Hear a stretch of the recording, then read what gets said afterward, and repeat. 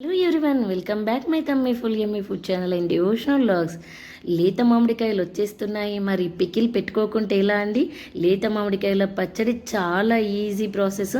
మరి మ్యాంగోస్ వస్తున్నప్పుడు మామిడికాయ పచ్చడి లేకుంటే ఎలా ఉంటుంది? 1 ఇయర్కి సరిపడా మ్యాంగో పచ్చడి కాదండి, ఇది కొన్ని రోజుల పాటు నిలవ ఉండే పచ్చడి.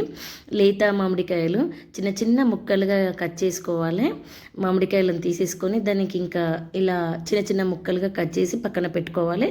అవి కొంచెం ఆరేలోపు మనం మిగతా ప్రాసెస్ కూడా చేసుకోవచ్చు. ఒక కప్పు మెంతులు తీసుకొని దూరగా వేయించుకోవాలండి. బ్రౌన్ కలర్ వచ్చే వరకు వేయించేసుకోవాలి. లైట్ బ్రౌన్ కలర్, బాగా కాదు. మనకు ఇది మిక్సీ చేస్తే ఆ పౌడర్ 1 టేబుల్ స్పూన్ వచ్చేలాగా తీసుకుంటే సరిపోతుంది. నేను ఒక 5 మామిడికాయలు తీసుకున్నాను అంతే. దానికి పల్లి నూనె తీసుకోవాలండి. ఇంట్లో వేరే ఆయిల్స్ వాడతాం కదా, అది బాగుండదు టేస్ట్. మన మామిడికాయ పికిల్కి ఇది పల్లి నూనె చాలా చాలా బాగుంటుంది. 1 కేజీ పల్లి నూనె తీసుకొని ఇందులో 700 గ్రామ్స్ వరకు వేసానండి. 5 మామిడికాయలు మాత్రమే తీసుకున్నాను నేను, పెద్ద పెద్దగా ఉన్నాయి. దీంట్లో మనం ఆయిల్ వేడెక్కగానే కొంచెం జీలకర్ర, ఆవాలు వేసుకొని అందులో కొంచెం జింజర్ గార్లిక్ పేస్ట్ వేసుకోవాలి. తర్వాత మనం అల్లం ఎల్లిగడ్డ పేస్ట్ అనేది కారం పొడికి కూడా పట్టించాలి కాబట్టి ఇందులో కొంచెమే వేసుకోవాలి. లేత మామిడికాయల పిక్కిల్ వచ్చింది అంటే పిల్లలు పెద్దలు అందరూ ఆ పచ్చడితోనే తినేయడం. కర్రీస్ కూడా తక్కువ అండి, ఇంకా చేసుకోవడం అయితే అంతగా బాగుంటుంది, అంత నచ్చుతుంది మా ఇంట్లో వాళ్ళకైతే. ఒక 2 టేబుల్ స్పూన్లు, పెద్ద టేబుల్ స్పూన్లతోని నేను అందులో అయితే వేసాను. కొంచెమే వేసుకోవాలండి ఇందులో అల్లం ఎల్లిగడ్డ పేస్ట్. మనము కారం పొడికి పట్టించేటప్పుడు కొంచెం ఎక్కువ వేసుకోవాలి. ఇందులో దీన్ని కొంచెం ఫ్రై చేసి పక్కన పెట్టుకోవాలి. తర్వాత దీనికి కావాల్సింది 3 మ్యాంగో కారం పొడి అండి. 5 మామిడికాయలకు 1 గ్లాసున్నర కారం పొడి వేసానండి నేనైతే. కొంచెం కారం ఎక్కువ తినే వాళ్ళైతే గ్లాసున్నర సరిపోతుంది. మామూలుగా కారం తినే వాళ్ళైతే గ్లాసుడు సరిపోతుందండి. మేమైతే ఎక్కువ కారం తింటాం కాబట్టి ఆ 5 మామిడికాయలకి ముక్కలు కూడా చూసారు కదా, బాగానే వచ్చాయి. 5 మామిడికాయలైనా ముక్కలు బాగానే వచ్చాయి. సో నేను దానికి 1 గ్లాసున్నర కారం పొడి తీసుకున్నాను. మీరు ఇలా చేసి చూడండి, ఎంత టేస్ట్ ఉంటుందంటే అంత టేస్ట్ ఉంటుంది. మీరు ఇలా ట్రై చేసి ఒకసారి కమెంట్ బాక్స్లో పెట్టండి, టేస్ట్ ఎలా ఉందో మీరే చెప్తారు. అంత బాగుంటుంది. లేత మామిడికాయ పచ్చడి మజాక అంత బాగుంటుంది. తర్వాత ఇప్పుడు ఒక సేమ్ గ్లాసున్నరకి కొంచెం తక్కువ ఉప్పు తీసుకోవాలండి.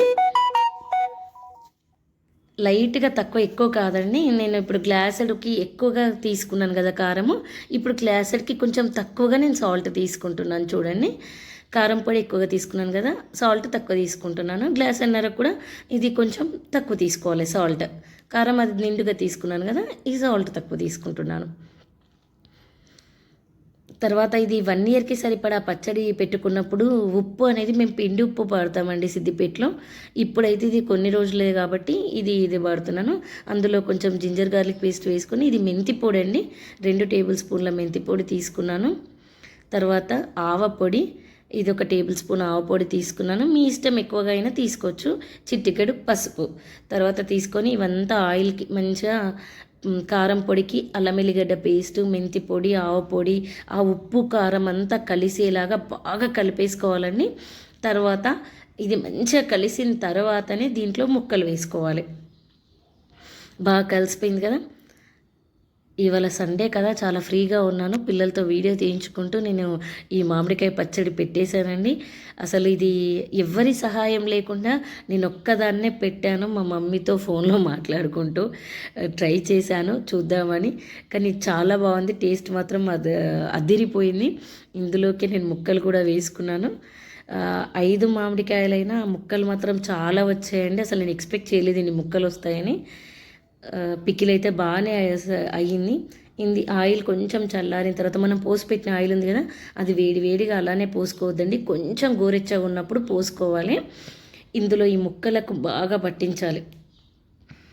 ఇందులో జింజర్ గార్లిక్ పేస్ట్ వేసాను, మళ్ళీ కారం పొడిలో వేసాను. ఎక్కువ కారం పొడిలో అల్లం ఎల్లిగడ్డ పేస్ట్ వేస్తే ఉంటుంది కదండి, దాని ఫ్లేవర్ అంతా కారం పొడికి పట్టి ఘాటు అనేది మనకు తగులుతుంది. అదే మనం ఆయిల్లో ఫ్రై చేస్తే ఘాటు అనేది ఎగిరిపోతుంది. అందుకే ఆయిల్‌లో కొంచెం వెయ్యాలి. తర్వాత కారం పొడికి ఫ్రెష్‌గా పట్టించాలి.